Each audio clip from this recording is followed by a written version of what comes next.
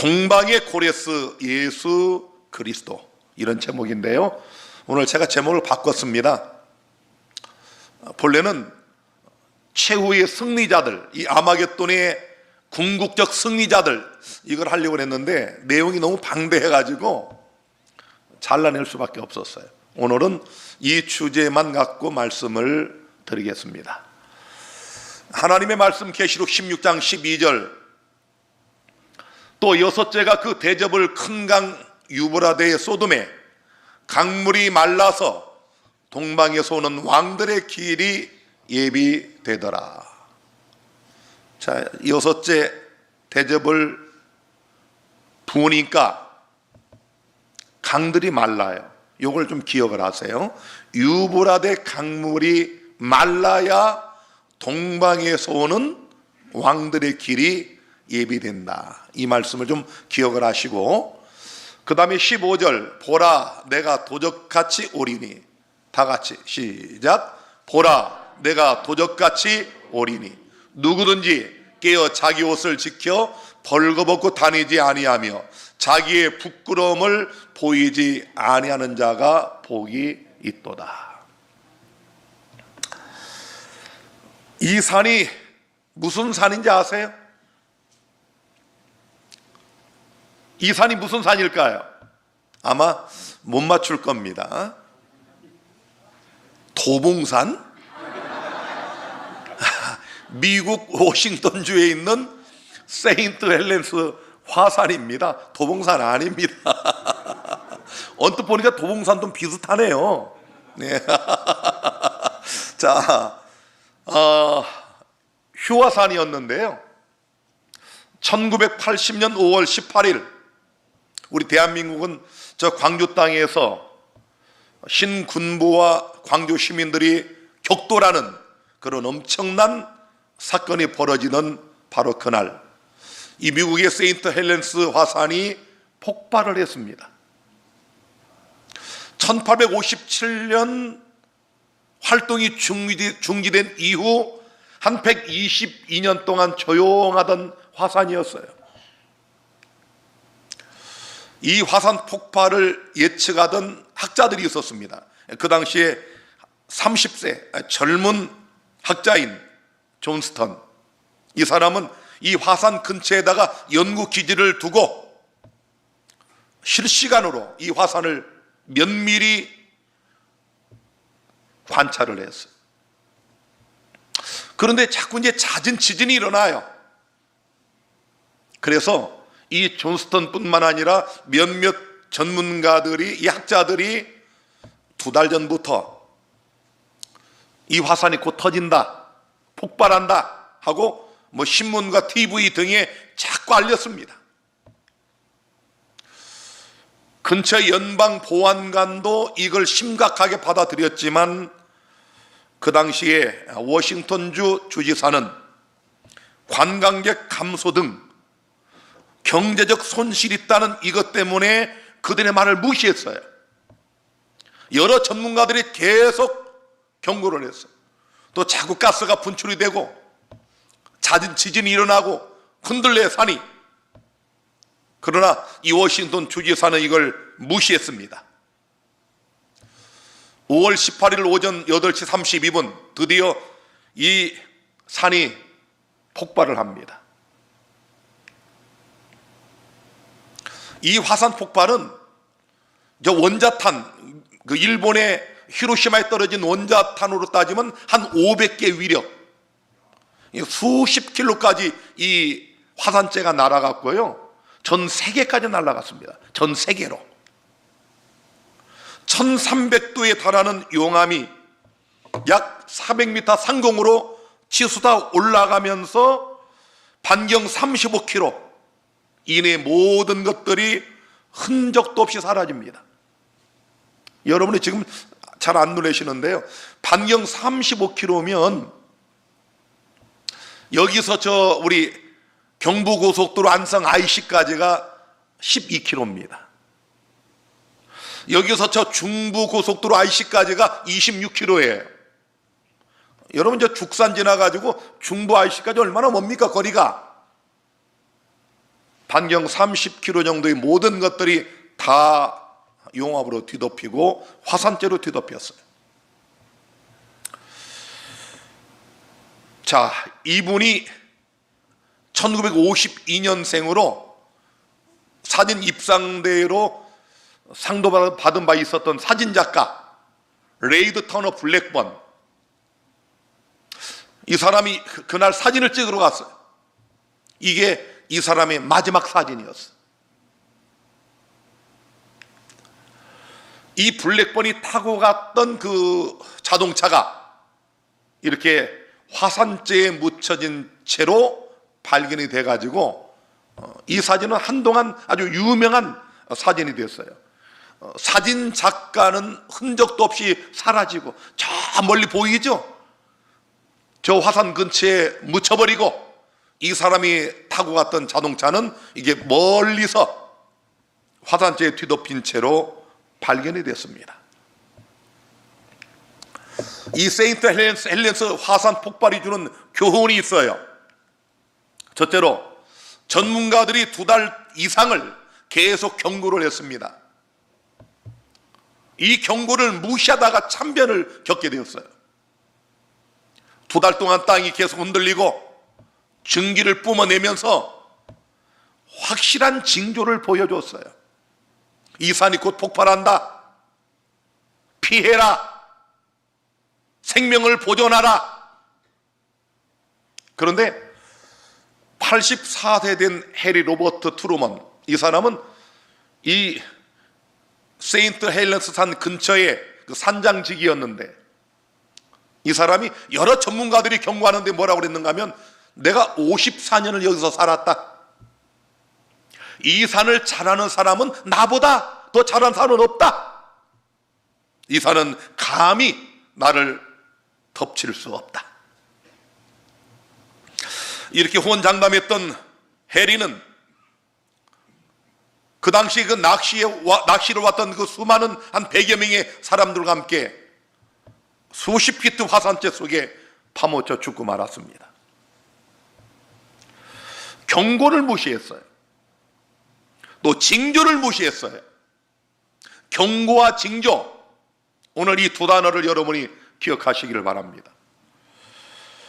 자, 아름다운 푸른 행성 지구, 이 지구는 과연 멸망할까요?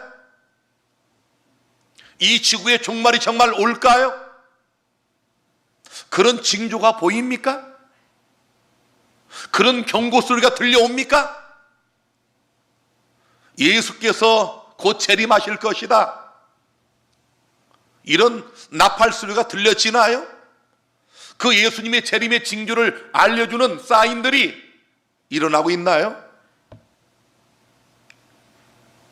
이 지구 멸망에 대해서 하나님은 어떤 경고를 주셨나요? 이사야 46장 10절에 내가 종말을 처음부터 고하며 아직 이루지 아니한 일을 옛적부터 보이고, 이 지구가 종말이 온다고 하는 것은 하나님께서 말씀하신 겁니다. 하나님의 시간표 속에 이게 있어요. 이 지구는 종말이 온다. 예수 그리스도께서 오신다. 그래서 감람산에 주님이 앉으셨을 때 제자들이 조용히 묻습니다. 어느 때 이런 일이 있겠사오며 또 주의 임하심과 세상 끝에는 무슨 징조가 있사오리까? 예수님이 세상 끝이 온다고 하니까 제자들이 물었어요. 근데 예수님이 여러 징조를 쭉 말씀하시고 결론적으로 이런 말씀을 하십니다. 마태복음 24장 32절, 무화과 나무의 비유를 배우라. 그 가지가 연하여지고 잎사귀를 내면 여름이 가까운 줄을 아나니 이와 같이 너희도 이 모든 일을 보거든 인자가 가까이 곧 문 앞에 이른 줄 알라. 마치 2달 전부터 세인트 헬렌스 산이 흔들리고 지진이 나고 계속 어떤 연기가 올라가고, 전문가들이 보니까 이건 분명히 터져요. 징조가 있고 경고가 있었어요. 이거 무시하다가 수많은 사람들이 죽은 겁니다. 하나님께서 경고하신 종말의 역사적 사례들이 있습니다. 하나님께서 역사의 마지막 인류를 이제 구원하실 때 이 땅에 헤아릴 수 없는 수많은 사람들이 멸망을 당하는데 그냥 갑자기 그렇게 하지 않으십니다. 여러 가지 역사적 사례들을 주셨어요. 첫째는 노아홍수 때죠. 지구를 창조한 지 1650년이 지나가는 그때에 하나님이 물로 세상을 멸망시키면서 120년 동안 노아를 통해서 경고하셨어요. 또 얼마나 많은 징조들이 있었습니까? 그 마지막 징조가 뭐예요? 이 땅에 있는 모든 동물들이 정결한 것들은 7쌍씩, 부정한 짐승들은 2쌍씩 알아서 방주로 들어가요. 야, 이걸 보면서도 안 믿었어요. 여러분이 코로나 한 2년 몇 개월 겪으면서 뭘 느끼셨습니까? 아니, 이걸 보면서도 안 믿어요. 두 번째는 소돔과 고모라 때입니다. 아브라함과 천사를 통해서 하나님이 사전에 경고를 주셨죠. 세 번째로는 니느웨 성이 멸망할 때 하나님께서 요나를 통해 경고하십니다.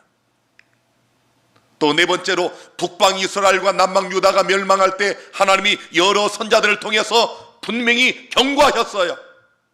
또 여러 징조들이 있었습니다. 이거 무시하다가 다 멸망당한 거예요. 예루살렘 멸망할 때는 어땠습니까? 예수님이 친히 눈물을 흘리시면서 말씀하셨어요.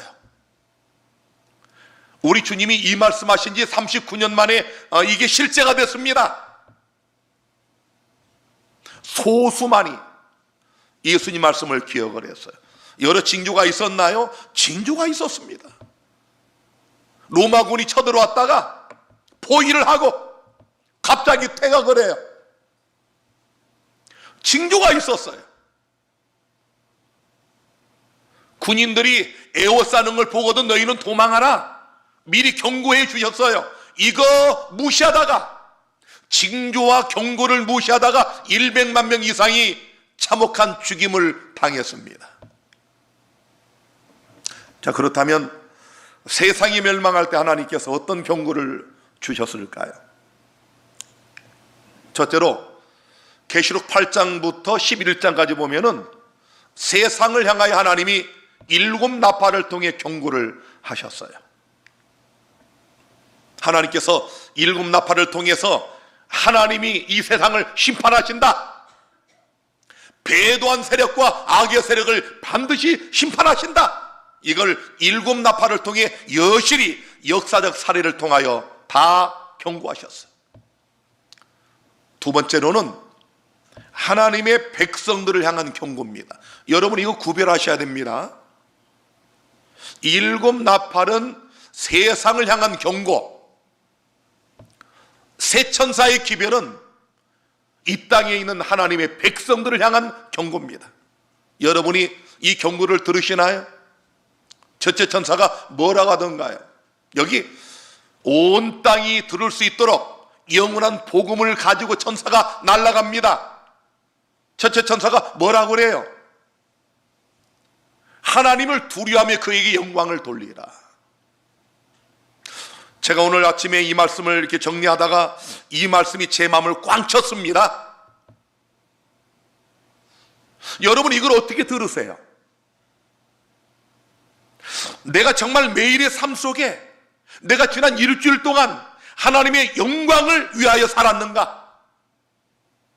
내가 매일의 삶 속에 월요일, 화요일 하루하루 지날 때마다 나는 과연 하나님을 두려워하며 그에게 영광을 돌렸는가?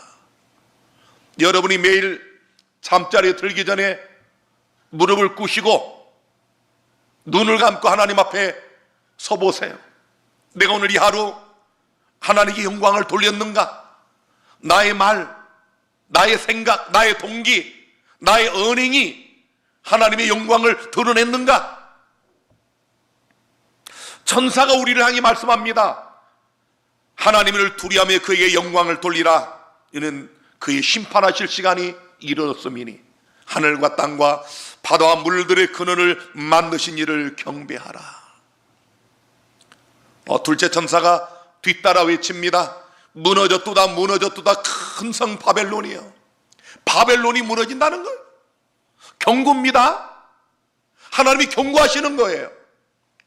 셋째 천사가 그 뒤를 따라 큰 음성으로 외칩니다. 만일 누구든지 짐승과 그의 우상에게 경배하고 이마에나 손에 표를 받으면 그도 하나님의 진노의 포도주를 마시리니. 경고예요. 경고하는 거예요. 이런 징조가 보입니까?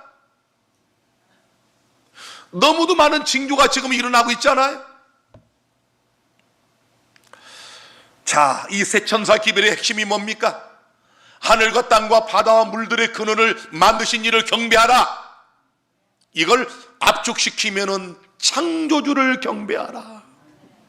우리를 만드신 이를 경배하라. 만물을 창조하신 하나님을 경배하라. 어떤 분이 암에 걸렸다가 정말 아주 생사의 기로에 섰다가 아주 간신히 살아나셨어요. 세상을 보니까 세상이 다 달라 보이는데 특별히 길을 지나가다 꽃들을 보니까 전에는 그렇게 안 보였는데 꽃이 하나님께 영광, 하나님께 영광 그러더랍니다.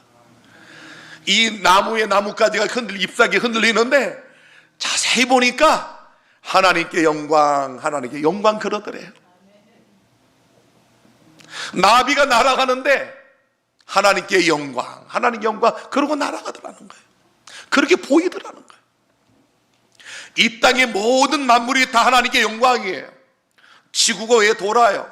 왜 자전하고 왜 공전합니까? 은하계가 왜 공전하나요? 온 세계 이 은하군들이 왜 돌아요? 이것들을 창조하신 하나님을 찬양하는 거예요. 우리를 만드신 이가 그분이라는 것을 보여주는 것들이 이 공전의 법칙이에요. 이건 누가 만들었냐? 창조주를 경배하라. 우리가 어떻게 창조주를 경배할까요? 간단합니다. 안식일을 기억하여 거룩히 지키라. 시작.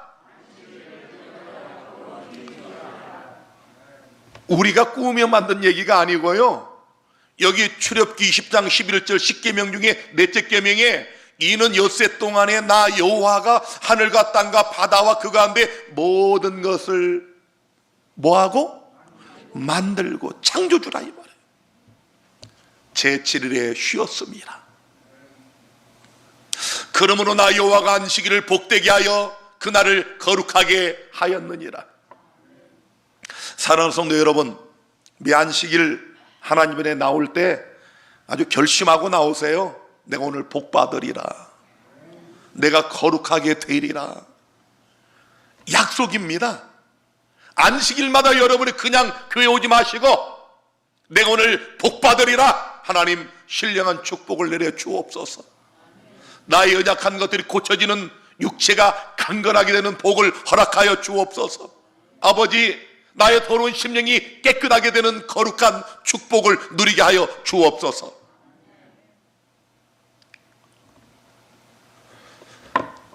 시대의 위기 때마다 왜 사람들은 멸망을 당했는지 아세요? 노아홍수 때 그 다수가 죽은 것은 물 때문에 죽은 게 아닙니다. 노아의 마지막 기별을 듣지 않고 경고를 무시했기 때문에 그래요. 소돔과 고모라 거민들이 왜 죽었어요? 왜 그들이 유황불에 죽었나요? 롯이 전하는 마지막 경고와 기별을 농담으로 여겼어요. 여러분, 예수께서 곧 오신다, 마라나타, 주님이 곧 오십니다, 이게 농담으로 들리세요? 우리 명광교회, 명광미디어, 우리 분일교회가 재작년부터 이 운동을 일으켰잖아요. 마라나타, 이게 단순한 구호가 아니에요. 표어가 아닙니다. 우리의 믿음이에요. 정말 주님이 곧 오십니다. 경고해 주시잖아요. 징조들이 보이잖아요. 이거 무시하겠습니까? 마태복음 24장 37절에 노아의 때와 같이 인자 이맘도 그러하리라. 홍수전에 노아가 방주에 들어가던 날까지 사람들이 먹고 마시고 장가들고 시집가고 있으면서 홍수가 나서 저희를 다 멸하기까지 깨닫지 못하였으니 인자의 임함도 이와 같으리라. 우리 주님 오실 때 이 땅에 헤아릴 수 없는 수많은 사람들이 멸망을 받을 겁니다. 우리 안식일을 지키면서 여자의 남은 자손이라고 공언했던 자들 중에도 성경과 연애신을 보니까 다수가 죽어요. 거의 대다수가 멸망을 당합니다. 정말 안타깝죠. 왜요? 깨닫지 못하였으니. 깨닫지 못한 거예요. 경고를 듣긴 들었는데 깨닫지 못해요. 무시하는 거예요. 뭐 설마. 여러분, 첫째 천사 기별과 둘째 천사 기별, 셋째 천사 기별, 이 세 천사의 기별은 파멸의 기별이 아닙니다. 우리를 죽게 하는 기별이 아니에요. 영원한 파멸의 소리를 피하라고 하시는 복음이에요. 그래서 영원한 복음을 가졌더라. 짐승의 표를 받고 죽으란 얘기 아닙니다. 이거 받지 말라는 겁니다. 여러분, 우리를 괴롭히던 이 바벨론의 세력 무너진다는 거예요. 깨어진다는 겁니다. 계시록 14장과 16장을 보시면 이렇게 되어 있어요. 14장은 경고입니다. 16장은 집행이에요. 경고하시는데 순종하지 않으면 집행하는 거예요. 또 여섯째가 그 대접을 큰 강 유브라데의 소돔에, 아까 읽은 본문의 말씀이죠. 강들이 말라요. 자, 중요한 것은 이 유브라데 강물이 말라야 동방에서 예수님이 오셔요. 동쪽에서 예수님이 오십니다. 이게 무슨 뜻일까요? 19절에 큰 성이 세 갈래로 갈라지고, 자, 만국의 성들이 무너지니 큰 성 바벨론이 하나님 앞에 기억하신 바 되어 그의 맹렬한 진노의 포도주잔을 받으며, 바벨론이 무너집니다. 그 지긋지긋한 수천 년 동안 사단의 앞잡이로, 사단의 지상 대리자로 이 땅을 지배하던 악의 세력이 여기 드디어 무너져요. 드디어 갈라집니다. 자, 여러분, 계시록 14장에는 아까 둘째 천사의 기별이 큰 성 바벨론이 무너질 것을 경고했죠. 16장에 진짜로 무너지고 갈라지죠. 집행되잖아요. 하나님 말씀은 한 번 하신 말씀은 그대로 성취가 됩니다. 자, 그런데 여러분, 다시 한번 이 바벨론이 무너지는 전제 조건이 뭐라고요? 이 바벨론이 무너지려면 요게 전제 조건이에요. 뭡니까? 유브라데 강물이 말라야 돼요. 이게 무슨 말일까요? 여러분, 오늘 이 말씀을 잘 듣기를 바랍니다. 정말 기가 막힙니다. 하나님은 우리 하나님 백성들이 깨닫고 이 경고를 무시하지 않도록 준비하도록 하시기 위하여 언제나 역사적 사례들을 주셔요. 리허설입니다. 자, 이게 실제 유브라데 강이거든요. 지도를 보시면 저기 터키 보이죠? 그 다음에 중간쯤에 시리아, 그 다음 이라크, 여기 강물 쫙 흘러오고 있는 저것이 유브라데 강물입니다. 요 지금 바그다드, 이라크, 요 바그다드가 이거 바벨론이에요. 자, 이 강물이 마를까요? 이 강물이 어떻게 마를까요? 저 위에가 이 유브라데스 강물이 흘러가지고 이렇게 모여진 댐입니다. 댐 밑에는 디그리스 강물이 모이는 댐이고, 이 강물이 과연 마를까요? 바벨론의 위대한 왕 느부갓네살입니다. 우리 다니엘서 1장부터 등장하는 느부갓네살, 그 당시에 세계 최강국이었던 이 신 바빌로니아의 왕, 그가 지금 저 앞에 유브라데 강물을 참 바라보고 있죠. 여러분, 이게 실제 지금 발굴한 곳인데요. 그 당시에 유적지를 발굴했어요, 고고학자들이. 저기 화살표 요 부분, 요 부분에 그 터가 보이죠? 사각형. 그게 요겁니다. 그대로 복원시켰더니 저는 큰 신전, 그 당시에 이 바벨로니아의 주신인 말뚝신을 섬기던 그런 신전이 있어서 터를 고고학자들이 실제로 발굴했어요. 이거 보십시오, 여러분. 저기 지금 땅을 파들어가면서 그 당시의 유적을 그대로 발굴하는 장면들인데요. 놀랍지 않나요? 이 바벨론이 얼마나 영광스러운 도시였는지 이 고고학자들이 발굴한 터를 중심으로 해가지고 이 복원시킨 이 그림을 보면은 여러분 얼마나 위대한 도시였는가 한눈에 들어오지 않나요? 뭐 지금 21세기 어느 나라 도시를 갖다 놔도 손색이 없는 기가 막힌 영광스러운 도시였습니다. 이게 주문, 저 성벽들이 여러분 3중 4중 성벽으로 도저히 어떤 적들이 이걸 무너뜨릴 수 없게끔 저 안에는 20년을 먹고 살 양식이 딱 비축이 되어 있습니다. 20년. 누가 포위를 해도 20년을 버텨요. 자, 더 놀라운 사실은 이 바벨론 성은 유보라데 강물을 해저를 파가지고 끌어들여 가지고 쉽게 말하면 멀리서 보면은 이 강물 위에 딱 떠 있는 철옹성벽 난공불락의 요새입니다. 아니 실제로 저 이제 바벨론 성벽 자체도 뭐 오늘날의 탱크로도 무너뜨릴 수 없는 그런 두께였는데요. 마차 이 두 대가 왔다 갔다 할 정도로. 그런데 저 강물, 적들이 쳐들어와도 저 강을 어떻게 건넙니까? 아니 육지여도 저 성벽을 넘어서기 힘든데 강이 딱 버티고 있어요. 그런데 세계 최강이었던 이 신바벨로니아가 주전 539년 10월 13일 밤 페르시아의 고레스 대왕에 의하여 순식간에 무너집니다. 그냥 하루아침에 멸망을 당했어요. 이사야 44장에 하나님은 이 바벨론이 멸망하기 150년 전에 이렇게 예언을 해놨어요. 기품에 대하여는 이르기를 말하라. 여러분 이사야서 읽을 때 뭣도 모르고 읽은 말씀이지만은 오늘 잘 들어보세요. 내가 내 강물들을 마르게 하리라. 고레스에 대하여는 이르기를 그는 나의 목자라. 나의 모든 기쁨을 성취하리라. 오늘 제목이 뭐예요? 네?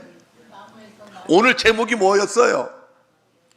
동방의 고레스 예수 그리스도. 이 고레스가 동쪽에서 왔거든요. 그런데 이 고레스가 등장하기 150년 전에 그의 이름까지 하나님이 예언하시면서 기품에 대하여는 이르기를 말하라. 내가 내 강물들을 마르게 하리라. 여러분 이 소리가 지금 어떻게 들리세요? 이게 여러분이 지금 고레스에 대해 말했구나. 여기서 끝나면 참 이건 조금 안타깝습니다. 역사의 마지막 바벨론이 무너지려면 이 유브라데 강물이 말라야 돼요. 1차적으로는 이 고레스입니다. 그러나 궁극적 이 말씀의 성취는 역사의 마지막 때 이 바벨론이 무너지도록 유브라데 강물이 마른다고 하는 예언이에요. 반드시 그렇게 되게 돼 있습니다. 이스라엘 백성들이 이렇게 예루살렘이 파괴되고 함락되고 무너지고 수많은 예루살렘 거민들이 붙잡혀갔죠. 포로로 붙잡혀갔습니다. 우리 다니엘서 1장을 펼치면 정말 이 눈물이 나와요.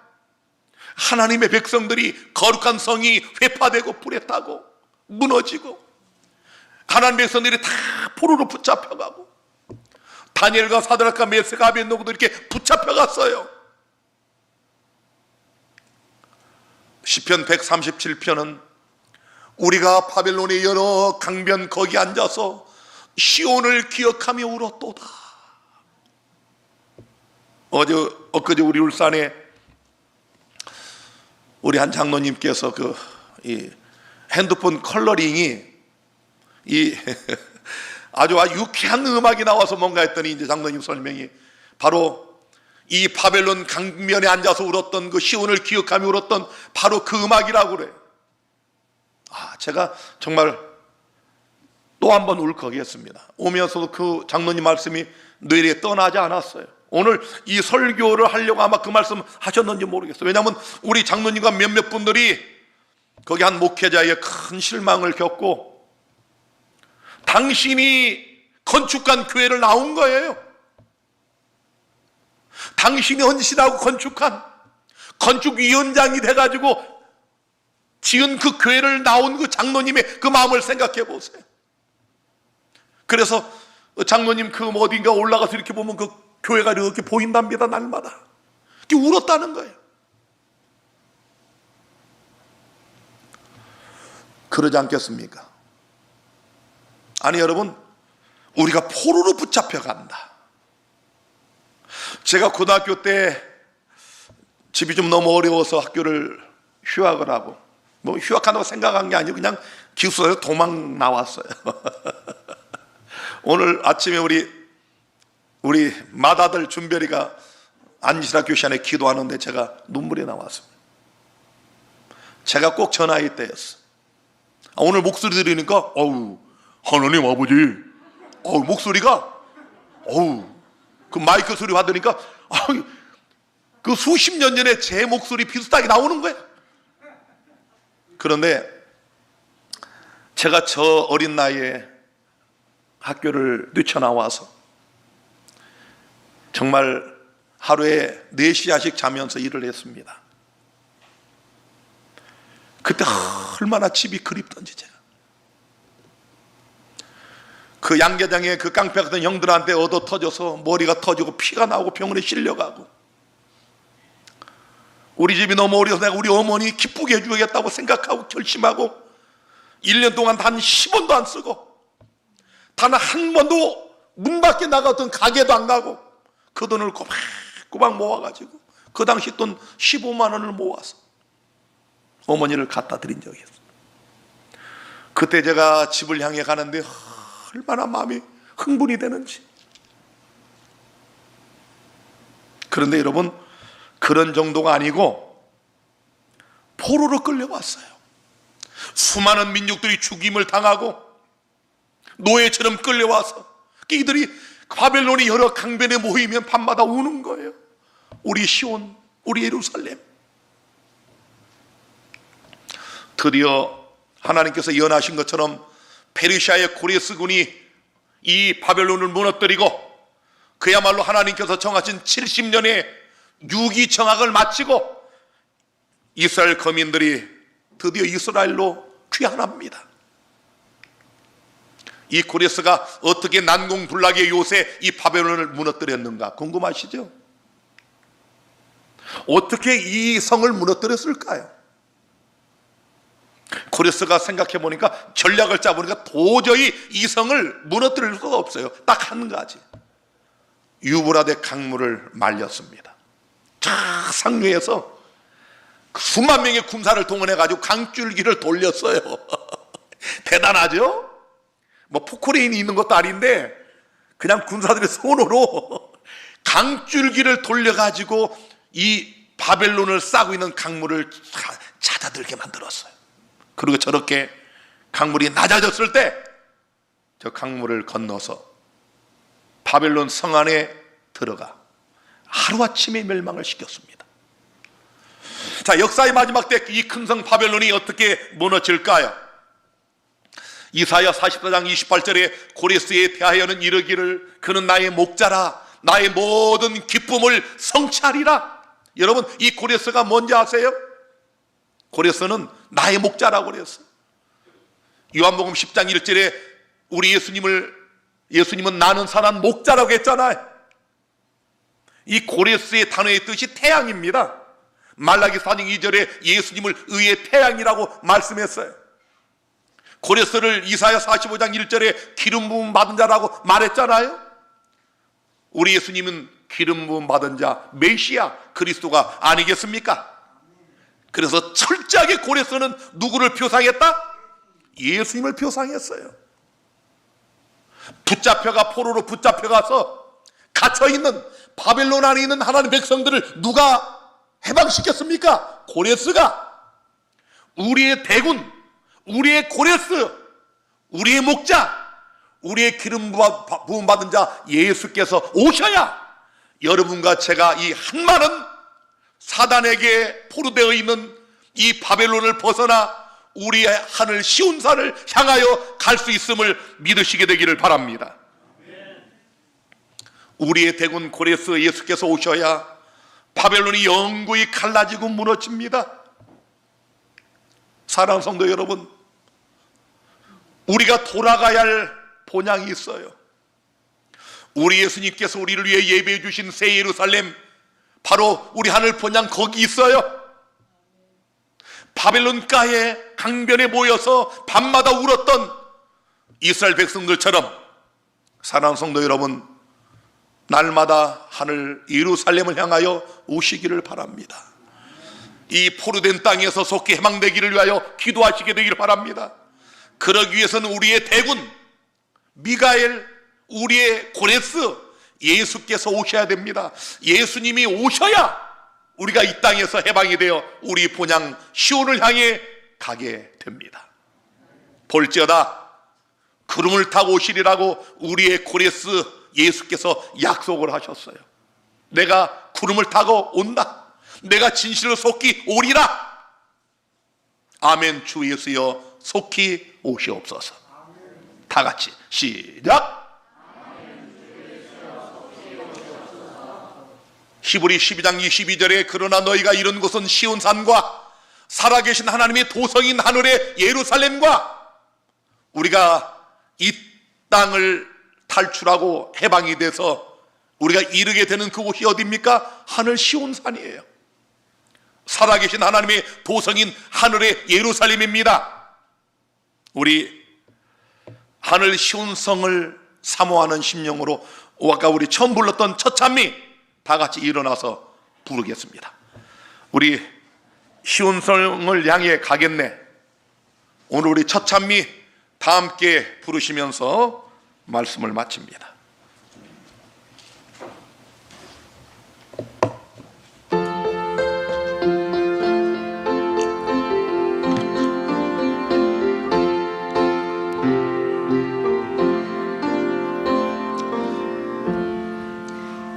나는 시온성을 향해 가겠네.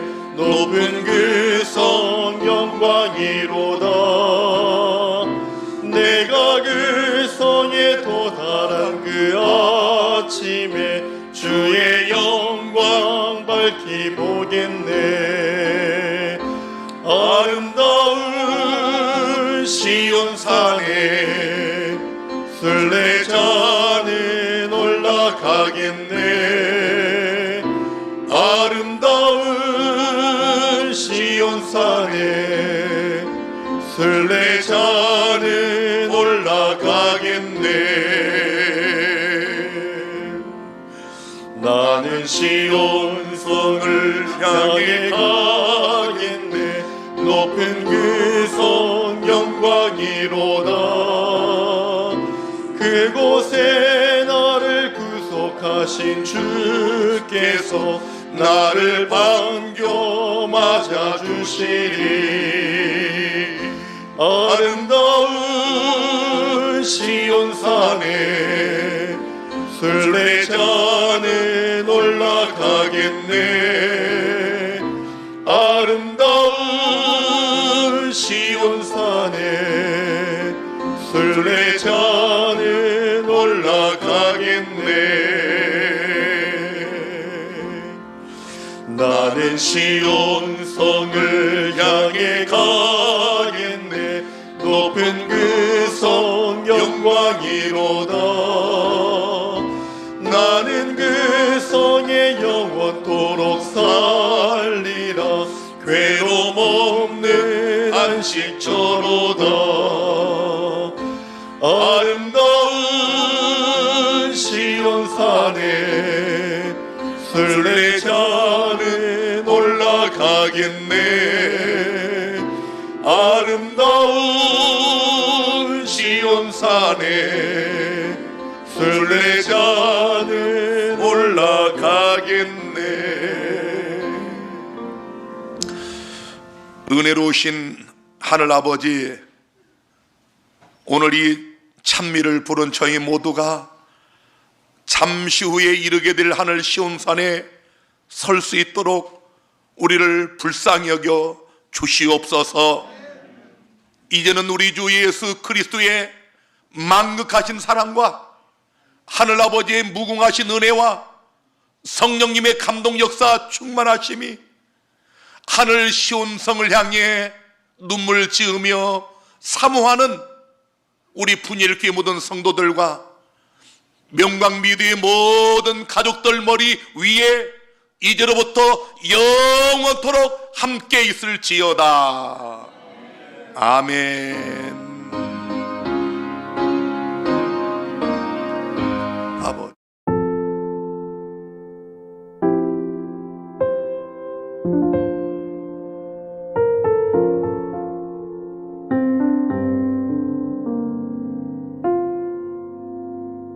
thank you